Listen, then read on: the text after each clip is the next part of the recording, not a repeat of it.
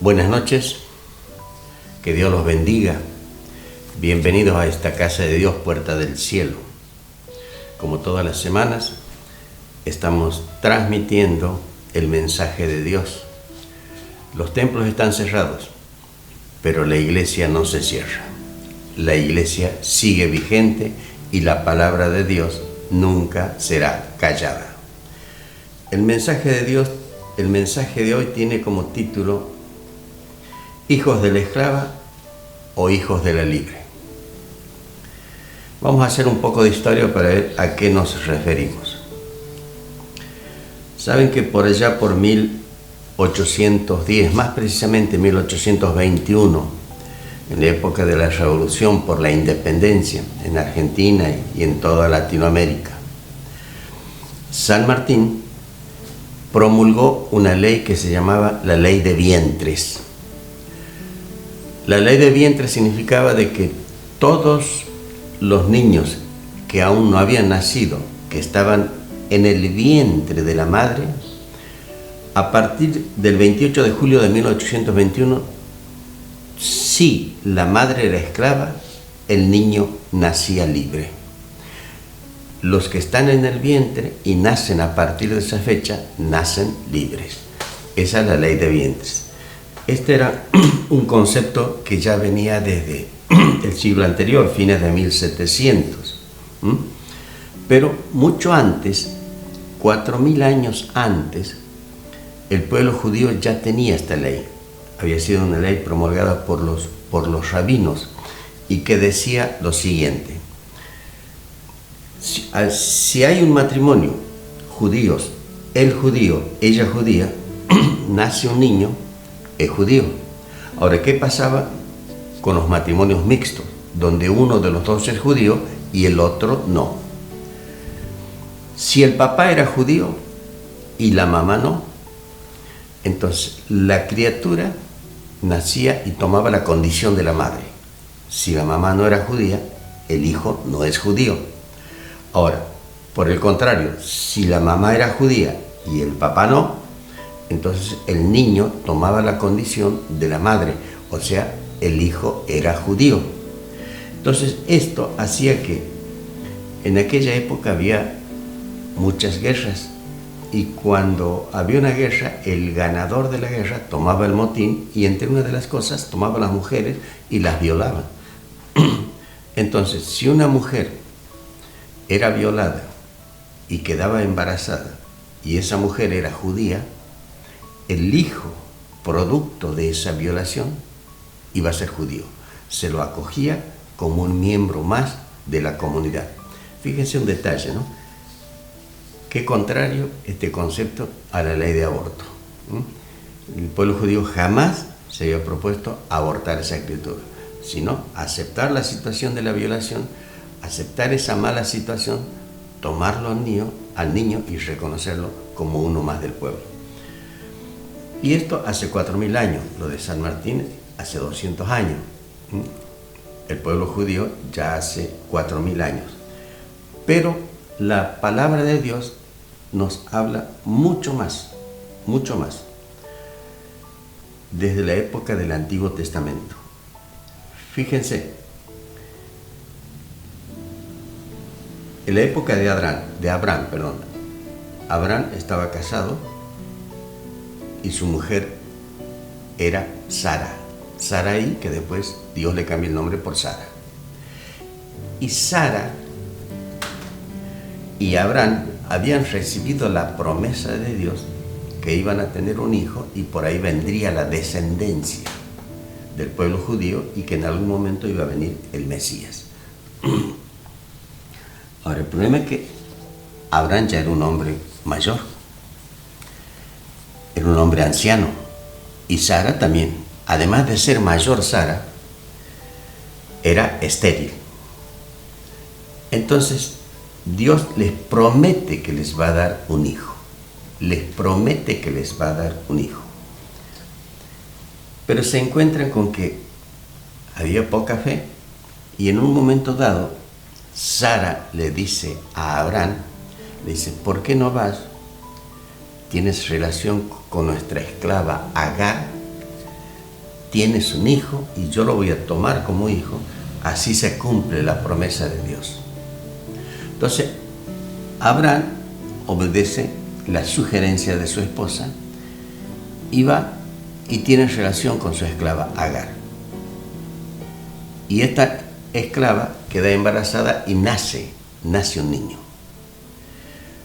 Abraham tenía 86 años cuando nace esta criatura y le ponen el nombre de Ismael. Pero resulta que 14 años después, cuando Abraham tenía 100 años, 99 más precisamente, su esposa, que tenía 90 años, queda embarazada. Era estéril, 90 años, y queda embarazada. Hay un milagro de parte de Dios. Entonces, ahí viene el problema. Nace esta nueva criatura a quien le ponen el nombre de Isaac. Y ahí viene un problema entre las dos mujeres. Y Abraham termina expulsando a la esclava. Entonces, ¿cuál es el problema? La descendencia de Ismael, o sea, de la esclava, es el pueblo árabe. Y la descendencia de Isaac es el pueblo judío. Entonces, a partir de ahí, viene el conflicto entre los árabes y los judíos. Los árabes dicen que ellos son descendientes de Abraham a través de Ismael, que es el primogénito, por lo tanto tienen todo el derecho que tiene que tener un primogénito. Las tierras son de ellos, la religión es la de ellos, los dioses son los de ellos, ¿no? Y desconocen al pueblo judío, desconocen a Isaac y a toda la descendencia. Entonces, ¿quién tiene razón? Entonces viene el apóstol Pablo y pone las cosas en orden. Veamos qué dice el apóstol en Gálatas capítulo 4, versículos 22 y 23. Dice: porque está escrito que Abraham tuvo dos hijos, uno de la esclava y el otro de la libre. Pero el de la esclava nació según la carne, más el de la libre por la promesa. Ahí hay dos hijos, uno de la esclava y la otra de la libre. Pero además les quiero leer otro versículo. En un momento dado, Dios le habla a Agar, a la esclava, y le dice lo siguiente. Esto está en Génesis 16:12. Y le dice lo siguiente, refiriéndose al hijo: y él será hombre fiero. Atiendan esta palabra, fiero. Su mano será contra todos y la mano de todos contra él, y delante de todos sus hermanos habitará. ¿Qué es lo que le quiere decir cuando le dice que será un hombre fiero? No se refiere a fealdad en cuanto a ausencia de belleza. Se refiere, fiero, tiene que ver con fiera, con feroz, con violento. Que es realmente esa la característica de los árabes. Los árabes viven constantemente en guerra, luchando entre ellos o luchando contra otros países. Esa es la descendencia de Ismael, el hombre fiero. Su descendencia también son feroces. Entonces aquí el apóstol Pablo dice, uno es hijo de la promesa y el otro es el hijo de la carne. Uno es el hijo de la libre y el otro es el hijo de la esclava. Cuando decimos de la libre y de la esclava, eso está claro. La libre era Sara, la esposa de Abraham, y la esclava era la Agar, con la que también había tenido relación. Ahora, cuando dice uno es hijo de la promesa y el otro es hijo de la carne, cuando dice la carne se refiere a lo siguiente: todo cristiano tiene una dependencia total y absoluta respecto de la voluntad de Dios. Hace lo que la voluntad de Dios dice. Hace lo que está escrito en este libro al que llamamos Biblia. Cuando dejamos de hacer la voluntad de Dios y hacemos de acuerdo a nuestros criterios, de acuerdo a nuestra voluntad, ahí rompemos la dependencia con Dios y somos independientes. Entonces, cuando empezamos a vivir con independencia de Dios, ahí estamos actuando en la carne. Actuar en la carne significa actuar con independencia de la voluntad de Dios. Entonces, en aquel momento, Dios les había prometido un hijo a Abraham y a Sara. Pero ellos, pensando que hacían bien, se ponen de acuerdo. Por sugerencia de Sara, Abraham tiene un hijo con la esclava. Así, hicieron de acuerdo a sus propios criterios, le quisieron dar una mano a Dios. Entonces, ahí actuaron en la carne. Además, la esclava no era la esposa de Dios, era un hijo fuera del matrimonio, y la promesa de Dios era que a ellos les iba a dar un hijo, no es que a Abraham fuera del matrimonio. Entonces, por eso dice, es el hijo de la carne, mientras que el hijo de Sara es el hijo de la promesa. Aquí hay una simbología. Vamos a traer al día de hoy cómo se representa. Y estamos hablando de la ley de vientres. En la ley de vientres tenemos a Sara y a Agar. El hijo de Sara, que es la esposa legítima y que es el hijo que ha prometido de Dios, es el comienzo de lo que más adelante será el pueblo judío, que es el hijo de la promesa. Ese es el pueblo elegido de Dios, el pueblo que es hijo de esa promesa. Mientras que el hijo de Agar, Ismael, viene el pueblo árabe, pero que no es el pueblo de Dios, o sea, no es el pueblo elegido. Entonces, aquí el pueblo elegido es el pueblo que viene a partir de la promesa de Dios. Es lo que nos dice el apóstol Pablo.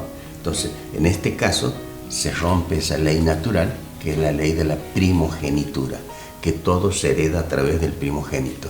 Aquí se hereda a través de la promesa de Dios y a través de la mujer libre, no a través de la mujer esclava. Entonces, traigamos esa situación a la actualidad. Si somos hijos de la promesa o si somos hijos de la esclava. Si somos hijos de la esclava, entonces viviremos como esclavos. Es la ley del vientre. Y seremos esclavos. ¿Esclavos de quién? Esclavos del pecado. Viviremos en la carne. Y vivir en la carne es vivir de acuerdo a nuestros propios deseos, de acuerdo a nuestros propios intereses, sin importarnos si eso es bueno o si eso es malo, si hacemos daño o no hacemos daño. Ahí estamos actuando en la carne. Ahí estamos siendo esclavos de nuestros propios intereses y no dependiendo de Dios. Cuando un hombre vive en pecado, voy a poner un ejemplo. En un matrimonio a veces suele haber infidelidades. Cuando un hombre cae en pecado porque hay otra mujer, ¿qué es lo que hace? Sale, miente, tiene sus cosas, después vuelve. A veces vuelve un poco más tarde de lo que ha dicho, o a veces la cosa no se ha dado y viene antes. Entonces ese hombre tiene que mentir cuando sale y miente cuando vuelve. Y no solamente eso, sino que además tiene que tener una memoria de una computadora para no olvidarse de todo lo que ha mentido. Porque si pasan 2, 3, 4 años y por ahí sale algún tema y él dice, sí, porque me acuerdo que tal día ha pasado tal o cual cosa. Entonces por ahí la esposa le dice, pero ¿qué no me habías dicho que ese día había sido a tal otro lado? Entonces tiene que vivir pendiente y vive en ese estado de tensión. Entonces vive irritado, vive nervioso. Entonces eso lo pone en una situación en donde contesta mal, habla mal, se vuelve violento, a veces físicamente, otras veces verbalmente. Entonces se vuelve violento igual que Ismael, un hombre feroz. Es un hombre fiero, hay ferocidad. Eso por un lado. Por otro lado, ¿Cuál es la característica de un esclavo? Un esclavo tiene que sobrevivir. Y sobrevive como sea. Si un esclavo ve que el amo está castigando o está torturando a otro esclavo ahí al lado, él no puede intervenir. Tiene que bajar la cabeza, mirar para otro lado. Si intenta intervenir y pedirle al amo que deje de golpearlos, él también va a ser golpeado, él también va a ser castigado. Entonces, ese es un problema del amo y del esclavo a quien están golpeando. Si el esclavo ve allá el amo está violando a una mujer, a una esclava, él tiene que bajar la mirada y seguir con su trabajo. Si él intenta intervenir para que el amo deje de violar a esa mujer, él también va a ser castigado. Entonces, si ve esa violación, ese es un problema del amo y de la esclava violada. Él no se mete.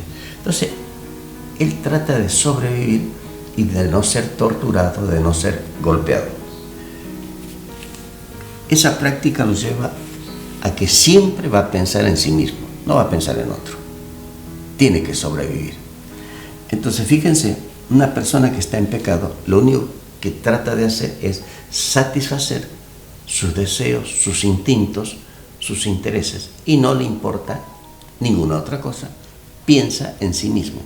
Es la característica del esclavo. ¿Por qué? Porque se es hijo de la esclava.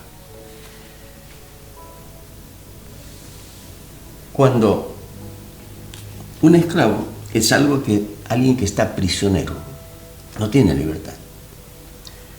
Es alguien que está cautivo. Entonces, cuando alguien está en pecado y no lo tiene a Jesucristo, ese pecado lo domina. Es un prisionero del pecado, no puede soltar. Pero además, el que está en pecado nunca avisa que está en pecado. Él sabe que con ese pecado se hace daño a sí mismo y también hace daño a otras personas. Pero se queda callado y lo esconde y lo tiene aquí. Está prisionero de su propio silencio. Es otra manera de ser cautivo. Entonces está cautivo porque el pecado siempre lo lleva a repetir. Y está cautivo porque nunca va a poder contar las cosas que él hace. Esa es la característica de los hijos de la esclava. También somos esclavos y somos individualistas, somos egoístas. No nos importa otra cosa que nuestro propio pecado y vivimos de acuerdo a nuestros propios deseos. Ahora, ¿cómo es ser hijos de la libre? Estamos hablando en términos espirituales y de la ley de vientres. ¿Cómo es ser hijos de la libre?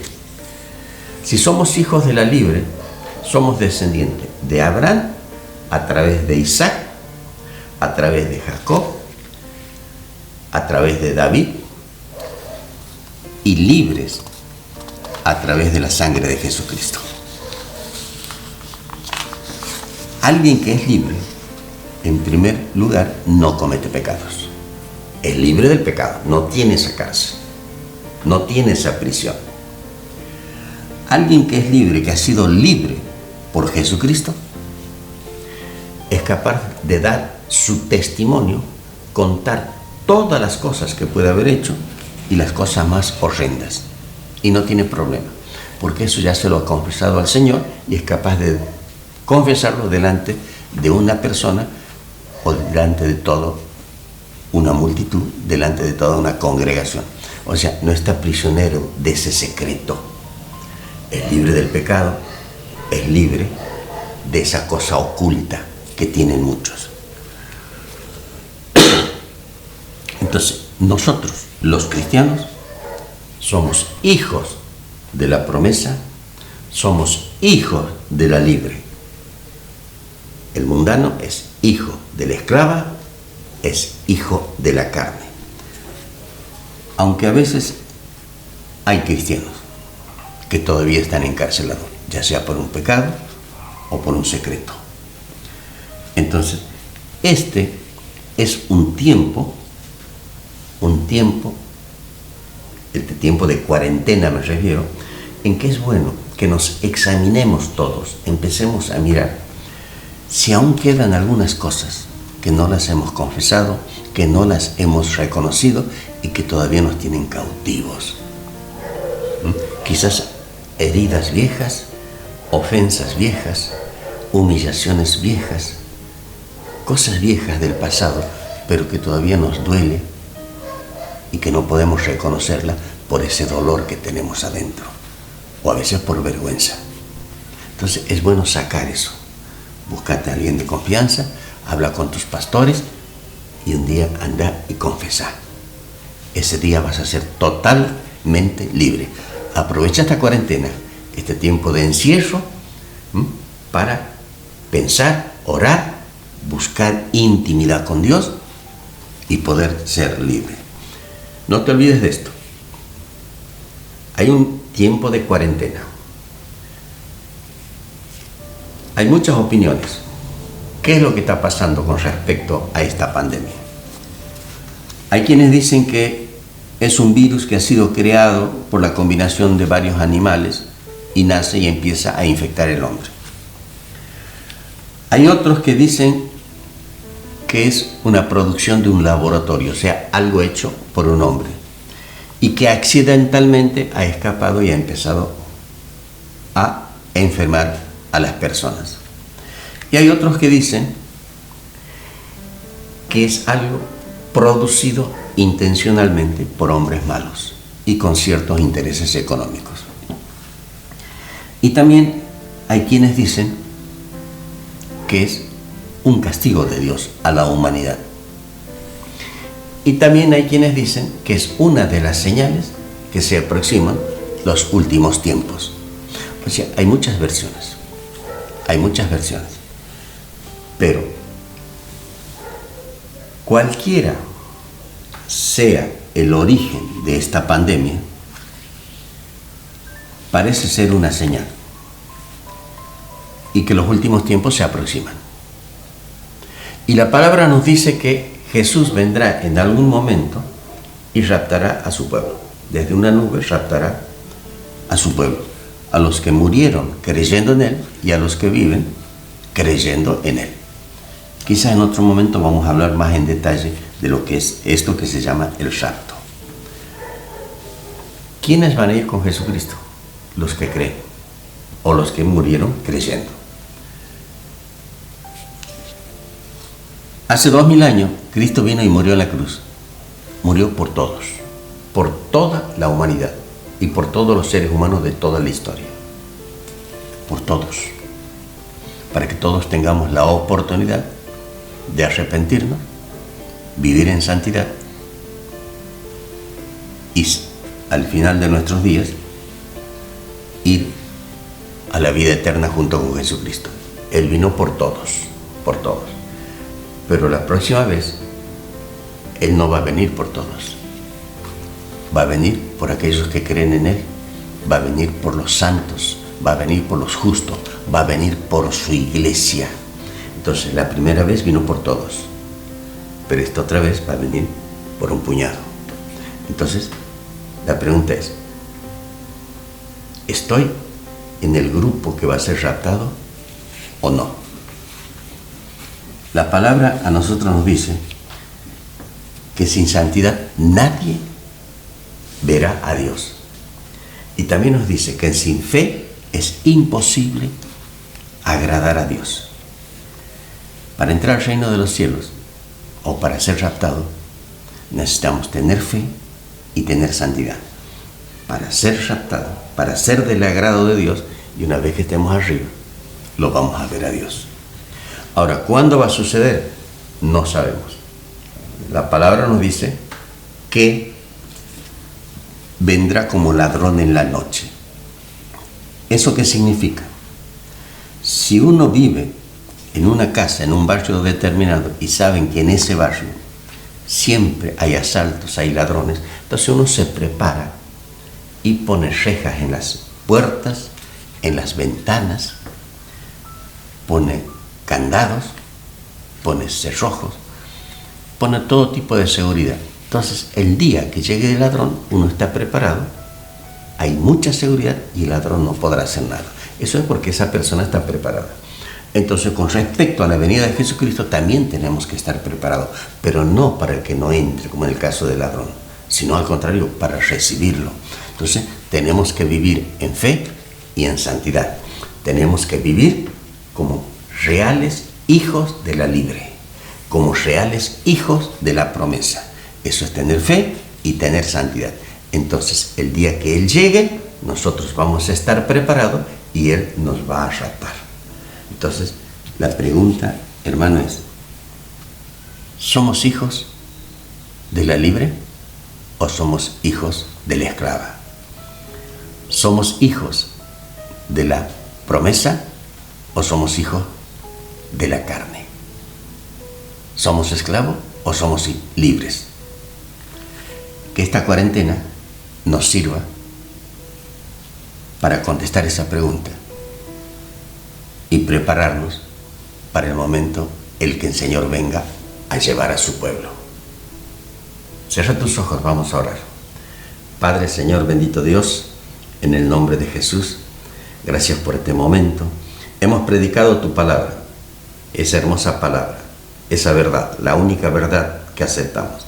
Te ruego, Señor, que en este tiempo de crisis, de cuarentena, tú nos estés ayudando, que tu Espíritu Santo esté llenando nuestros corazones y nuestras mentes y que nos esté guiando a mirar qué cosas tenemos adentro, para que nos limpiemos, para que nos purifiquemos, de manera tal que el día que termine esta cuarentena, tu iglesia se levante con poder y con autoridad. En el nombre de Jesús, y todo sea para tu gloria. Amén, amén y amén.